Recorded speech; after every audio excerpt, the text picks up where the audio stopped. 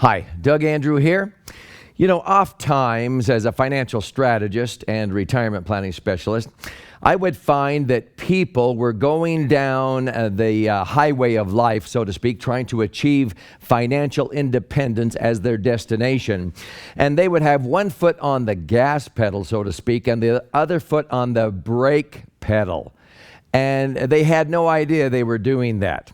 Now, I wouldn't recommend driving like that. But what I mean is that people oftentimes would set aside money in tax-deferred IRAs and 401ks, getting a tax break on the front end, but later on, thinking they were going to be in a lower tax bracket, they were deferring because they thought, oh, I'm building up a nest egg, it will grow to the most. And then at retirement, they were shocked when they were in as high or higher tax bracket as they had ever been in, and they didn't realize it.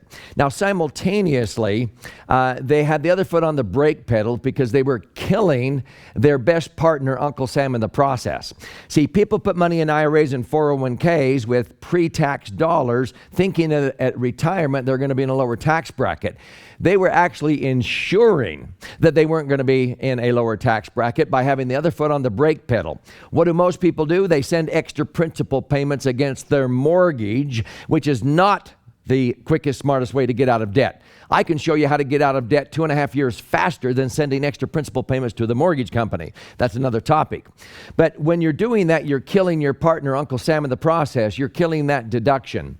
So, for example, I had a school teacher one time come to me, and even though at retirement, her defined benefit pension was only 60% of what she earned when she was teaching school, she had Social Security on top of that, but she had killed all her deductions.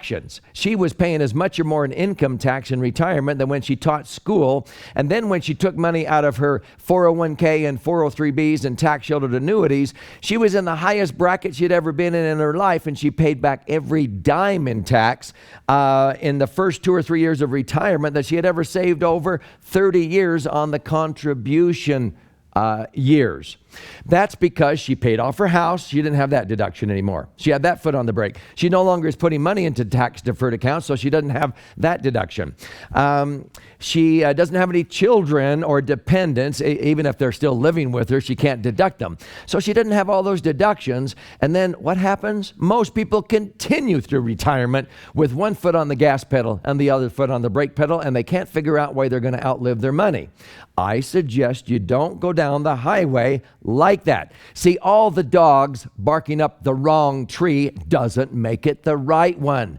In other words, sending extra principal payments against your mortgage and putting money in IRAs or 401ks is counterproductive, in my opinion. There are better ways to do it, and I show people how to optimize their assets, minimize tax, and empower their wealth so they don't have to outlive their money, and they can achieve financial independence much more safely, quickly, and have peace of mind that they don't run out of the money.